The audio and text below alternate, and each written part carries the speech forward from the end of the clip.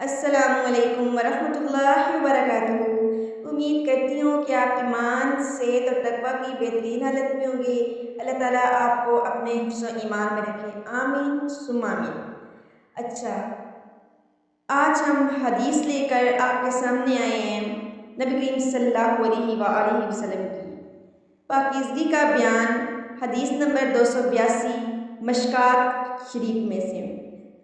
سیدنا ابو ہریرہ بیان کرتے ہیں کہ رسول صلی اللہ علیہ وآلہ وسلم نے فرمایا، کیا میں تمہیں ایک ایسا عمل بتاؤں جس کے ذریعے اللہ خطائیں بھی معاف کر دیتا ہے اور درجات بھی بلند کرتا ہے؟ صحابہ نے عرض کیا، کیوں نہیں اللہ کے رسول، ضرور بتائیے۔ آپ صلی اللہ علیہ وآلہ وسلم نے فرمایا، ناگواری کے باوجود مکمل طور پر وضو کرنا، مساجد کی طرف زیادہ قدم چل کر جانا اور نماز کے بعد دوسری نماز کا انتظار کرنا، یہی سرحدی شایانی کی حفاظت ہے۔